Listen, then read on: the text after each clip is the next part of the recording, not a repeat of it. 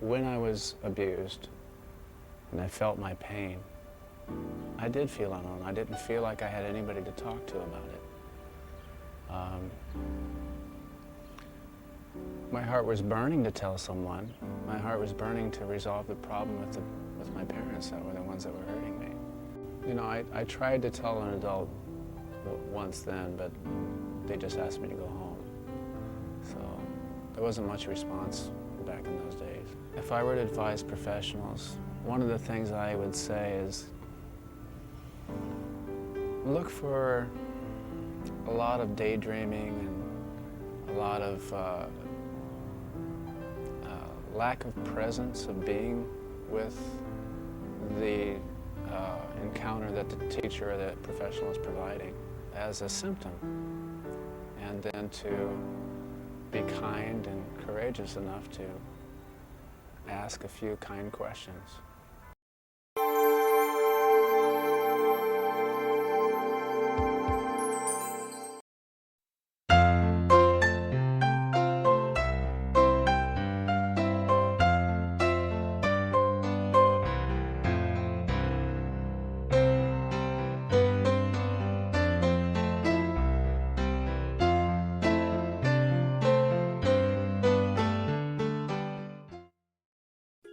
Without intervention, child abuse usually continues once it starts. The overbearing relationship of the perpetrator to the child often results in secrecy and silence. People who work with children and families have an opportunity to break the silence. Educators, caregivers, and social workers, in fact all citizens, have a legal, if not a moral obligation to protect the children in their care from abuse. Otherwise, the abuse or neglect will continue. Victims will suffer in silence and grow up hurting. In later years, they are likely to take it out on society or replicate the behavior upon others. This 3-part video program helps you to further understand your responsibility as a mandated reporter. Why, to whom, when, how, and what happens. It discusses the common myths about abuse reporting, as well as the effects of our changing society. Mandated reporting of child abuse is absolutely critical because when we see a child in pain, most of us aren't trained to know what to do. We need to know where to reach out and find the family the help we need. If a family has deteriorated to the point where a child is being abused or neglected, they have deteriorated to the point where just your good heart is not going to save anybody. You need to feel comfortable getting the family the help and support they need so they can get back to that critical job of raising healthy, happy, loving children. Who is a mandated reporter?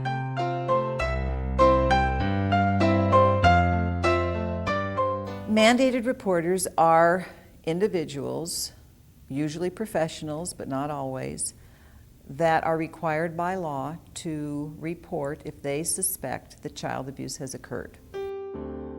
They range anywhere from aides in nursery schools to doctors in hospitals. Of course, they include teachers. And of all the mandated reporters, teachers are probably in the most critical position when it comes to identifying and reporting children who might be victims of abuse. A mandated reporter means to me that I am obligated, as well as other people who work with children, to ensure that children are in the safest environment. In that, we have a responsibility to notify authorities if children are being harmed. So it's truly a huge responsibility, but it's such an important one. Child abuse reporting laws were physicians' reporting laws, which were passed in just about every state when a pediatrician identified the battered child syndrome. Since that time, almost every state has expanded the scope of their mandated reporters from physicians to any professionals that come in contact with children and therefore might see that there's been abuse or neglect. And now in almost every state, it's every member of the public is a mandated reporter. Why is it necessary to report suspicions of abuse? A lot of times kids can't really speak up for themselves. A baby can't say, hey, my mom is not feeding me, or my dad is shaking me. Babies can't speak. They don't have the language. So at the department, we take it very seriously, child abuse, especially children who are 3 years of age and under. Traditional education on child abuse and reporting focuses on the man in the trench coat, the stranger. Parents and children need to be aware of and stay away from. He's the potential abductor who picks up the child and abuses the child. Whereas the reality is that the profound majority of abuse actually happens with the child's trusted adult. Might be a parent, a social worker, or a caregiver. So it's very important for us to express this in compassionate ways to caregivers and educators so that they know what they're looking for when they go out into the field or are engaging with children, to understand that the majority of abuse actually takes place with people whom the child is very close to. Shade, you're doing the right thing telling me about this, and it's very brave for you to come forward. And what he did was a terrible thing. And we're going to get you some help, and we're going to put a stop to him ever doing that to anybody ever again, okay? Okay. So where's my kid? He's in custody. You can't see him. If we're going to be focused on changing attitudes and behavior amongst those who are close to our children, then the focus needs to be about prevention. Because we all know that separating the child from the parent sometimes could be just as devastating as the incident itself. So we want to prevent the incident from occurring in the first place. And that means finding ways to understand parents, to understand the circumstances that they are found, and to address those before an abuse occurs. People are encouraged to call in when they suspect abuse or neglect. Now, we can't intervene simply based on a suspicion, so we have to actually investigate. So in terms of those situations that we're able to say, yes, abuse or neglect occurred, it's only a small percentage. It's about 20 to 25% of the total number of calls that we go out and investigate. I'm, of course, with the Thomas Jefferson Elementary School, and you can reach me at 562-661. It's important that everyone understands that being a mandated reporter and reporting child abuse is the law. In that, if you don't report, there are consequences for this. First and foremost, we need to think about the moral and conscientious obligation. Children are being harmed, and we as individuals are responsible. It is so important not to think that someone else might report. You yourself need to take action and make sure that that child is safe and okay, and at least by letting authorities know. In California and in Los Angeles, we certainly receive a number of referrals from non-mandated reporters. So neighbors, relatives, others who, friends of the family, can report in to our agency, and we will go out and investigate. Okay, you have to trust me. Okay. For a child to know that an adult cares about them is probably one of the most important things that, as an advocate, we have to offer. When we make that report, when we reach out to get that child help, even if that help doesn't meet the standard that we think in our heart we'd like to see, or doesn't meet the standard that the child might have wanted, just the fact that someone cared enough to reach out and try to bring help into the life of a child may have a huge impact on the child in and of itself. You don't need a degree. All you need is intuition and courage to protect a child. And Monique is very quiet, and she never ever talks. Have you noticed that? No. She never ever talks. And this is how we make our friends feel very special. Signs that I have observed of a child that has been abused or maybe abused. One is a child that is extremely withdrawn. What do you do, Jessica, if someone hits you first or touches you in a way that you do not like? What do you do? young Aaron. Number two, a child that is very abusive towards his friends, his peers. The language that the child may be using may be very abusive, may be harsh. A child that doesn't, children at this young age like to touch and feel. When a child is not like for you to touch them, you know, or they push back, or that's another telltale sign. Because we go by characteristics of a child of that age period, and the children that I have are 4 years old. So what I look for is how that child connects with me and how that child connects with his peers. It is very important not to turn your back on something that seems to not feel right to you. If something looks suspicious or something sounds suspicious, check it out.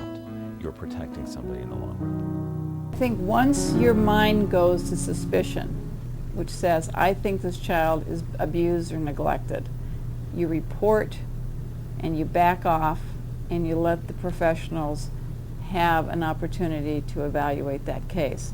That may require that you ask a child a question, such as, how did you get that bruise? And once the child says, my dad hit me, you stop and you let the professionals get involved. The last thing we want is for untrained individuals to become investigators, because then questions are asked that make it very difficult for programs like ours, which is multidisciplinary and has social workers and mental health professionals, forensic experts, law enforcement, etc. within the unit, give us a chance to find the truth. And then the cases go towards protecting the child. You know, regardless of what we say about the criminal justice system, our ultimate goal, obviously, is protecting the child. We are to report if we suspect child abuse. We're not supposed to go and investigate. It's not our responsibility. But if a child comes to school bruised up and he tells you, Mommy did it, Mommy beat me last night, or Father burned me with a cigarette, or because those kinds of things do happen, and they happen every day. Like I just don't know where I stand in the situation. Have you seen any marks on her, or it's just what's telling you? That gut feeling cannot be replaced.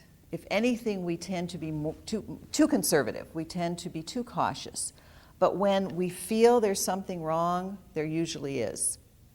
And if the agencies discover that there is no child abuse, that this was a mistaken type of identification of a behavior, it doesn't go anywhere else. So we've erred in favor of the child. We've erred in favor of the possibility that a child needs protection. And if that wasn't true, thank goodness. It is important to get to know your CPS agency representatives before abuse is discovered. My name is Kia Inman from Hillside, New Jersey, and I am a mandated reporter. Many of you may wonder who should call the hotline. Child welfare is everyone's responsibility. As a general bit of advice to those of us that work with kids and might be mandated reporters, the first thing I'd suggest is people meet the Child Protective Services staff in their community. Find out who they are.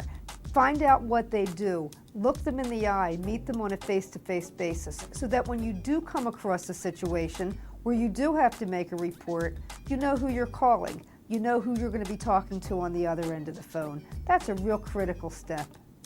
Now we have one number for the whole state of New Jersey. It's the 1-877-NJ-ABUSE. This number. One thing that we want to get out from centralized screening is that there was a partnership between the community and our agency, that we're all in it to protect children, to keep children safe.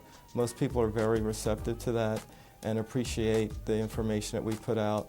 It gives them a better feel or a better understanding of what we do, how we do it, and what they can do, the type of information we need from them to make an appropriate report. I was sexually abused from my father. I definitely withdrew. I stopped. I mean, I had lots of friends, and they just slowly kind of just went away because I'm trying to figure out what's wrong with this guy. You know, he's changed. And, you know, partly with drugs and all that stuff too. You want love from your parents. Yeah, just totally withdrawn. A lot of drinking, a lot of marijuana, just escapism, no doubt. Just not really wanting to deal with it. And it's gone through my whole life. And I mean, his dad did the same thing. He told me some of his memories from his father. And I guess one of the byproducts of all that is to stop the loop. If I had a child laying in the bed in front of me, would I be able to stop myself from doing that? I don't know. It scares the heck out of me, making me shiver just thinking about it right now. The vast majority of problems that we see in society today were somehow attributed to the upbringing of the individual who is causing those problems. Anything from violent crime to gang involvement, drug abuse, the problems that we're seeing today. Usually a child who comes from a nurturing, loving family does not all of a sudden turn around and commit murder. You got to look for the signs, and even if you have any inkling that any kind of abuse is going on, you need to ask the questions. I know it's really tough, it's scary, because you don't want to know. I mean, I wouldn't want to know if somebody else was being abused. But then once you know, it's your duty to do something about it. Because long term, we're getting screwed up.